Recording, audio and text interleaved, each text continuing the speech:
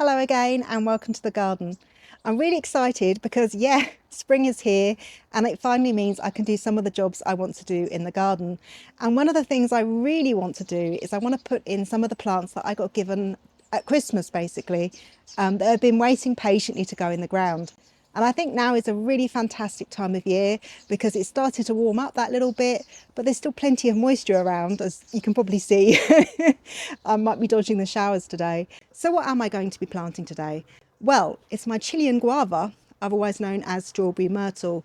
So these are two fruit bushes that I have. As you can probably guess from the name, they produce berries that taste a bit like strawberries. And if you're wondering what's the point of this bush that produces berries that taste like strawberries, when actually you can just grow strawberries quite easily in your average garden? Well, yeah, that's a very good question.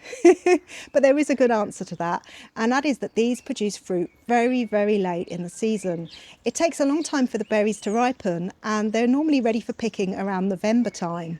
And I think that is absolutely amazing. Imagine how fantastic it must be to be picking fruits in November. I can't think of any other berries that fruit at that time of year. So they're fairly easy to grow. They don't have any particular soil requirements, like blueberries. It's not that they need acidic soil or anything like that. They can grow in most soil types. They do prefer the milder regions of the UK. So if you live somewhere that's quite cold in winter or with lots of wind, then it's a really good idea to protect them over the winter time. What I really like about them is they stay evergreen all throughout the winter, so that's going to provide some extra interest to my garden. And yeah, apparently also the flowers are quite nice. They're beautiful white bell-shaped flowers that have a lovely fragrance. So it seems to me that this plant is a win-win and I can't wait to get planting it. I need to not waffle too much because I think there's going to be another shower any minute, so I need to crack on. Yeah, so I'm thinking that here would be a really good spot for one of my Chilean guava. It's right by the fence, so it'll be lovely and sheltered. It's also hanging out with all the other fruit bushes, so it has friends. So this then is one of my two Chilean guava plants. I'm really happy with how it's overwintered. It's looking really healthy and strong. So let's get digging that hole and get it into the ground now.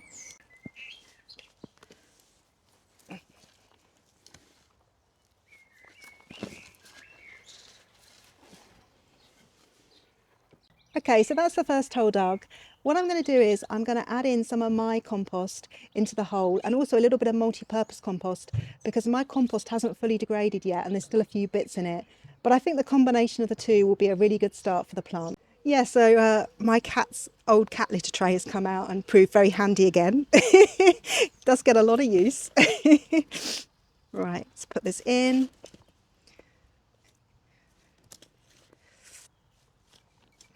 Mix it up a bit. Excellent. And yeah, here is the plant. Got a good few roots on there. Just tease them out a little bit.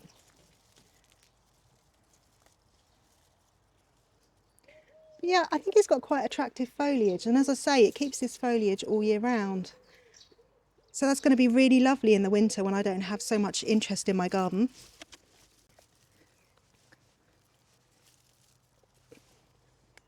Yeah, and there we go. Looks happy already.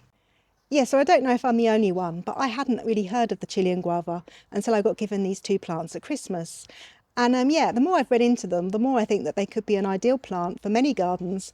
And actually, having fruit to eat in November, how amazing is that? So if you'd like to find out a bit more about them, I recommend checking out a video from the Family and Fruit channel. I'm going to put a link in the description, and in that you can see the fully grown plants and also them trying these lovely tasty berries. So while I'm in the garden, I also want to talk a bit about the plant that I've got growing here. I planted it last autumn and I wasn't sure if it's going to make it through the winter or not, but I noticed this week that it does definitely have some buds on it and it is growing, so it survived the winter. And this is my kiwi. It's the Kiwi variety Ugni, which is absolutely perfect for smaller gardens. And yeah, if you don't know about kiwis and that you can grow them in the UK, then you might want to check out my video on that. I'll put a link in the description. But yeah, I'm so excited that it's made it through the winter and I really can't wait to see what it does this year. I can't tell you how lovely it is to dig in the soil at this time of year when the ground is still so lovely and soft. This chalk soil is rock hard come the dry summer months. Yeah, so I think bearing that in mind, now would be an absolutely fantastic time to get planting my sedums that I bought during my winter garden centre bargains video. Um, if you haven't seen that, that's basically where I raided the reduced to clear section at my local garden centre. And yeah, I've got some lovely sedums that I can put in now, I think. So I've come to this part of the garden which gets really dry in the summer. It is by far the driest part in my garden, and sedums are incredibly drought tolerant, so it's going to be a really great place to plant them. Now while I'm here, there is something quite funny I could talk about. I've decided to put a hanging basket over my Nepeta. So that's cat mint, and the reason I've done that is because there are quite a few cats in my neighbourhood who absolutely love to munch on this cat mint, and they munch on it so much that it literally can't grow quick enough to keep up. So apparently something you can try is you can put like a hanging basket like this over the top, and what it will do is it should protect the base of the plant, so at least allow, you know, the plant to get going before the onslaught begins. So yeah, it's something I'm trying for the first time this year. I've got no idea if it's going to work or not, but I've got nothing to lose. So there's a bit of a story with the sedum that I'm going to put in the ground, and that is that it is a mystery sedum. So I got it from the reduced to clear section, and all there was on it was a label calling it Fettenna, which is the German for sedum. So I know literally nothing about it. And there are quite a lot of different types of plants in the sedum family. I don't even know what colour flower it's going to be. I did wonder if the yellow pot was a clue. Maybe it's going to have a yellow flower, but I don't even know that. But you know what? I actually quite like having those kind of little surprises when I garden, so I couldn't resist picking it up. So yeah, I'm going to put that in the ground now too. Yeah, so it's pretty hard to find the right planting space for a plant when you don't know exactly what it is. But I do know that sedums, I think they pretty much all enjoy sunny spots, you know, well-drained soil. So wherever I put it in here, it should be okay. Whether or not it goes with any kind of colour scheme, I guess I'll find that out when we get to the late summer months. So sedums are an absolutely fantastic flower to have in the garden.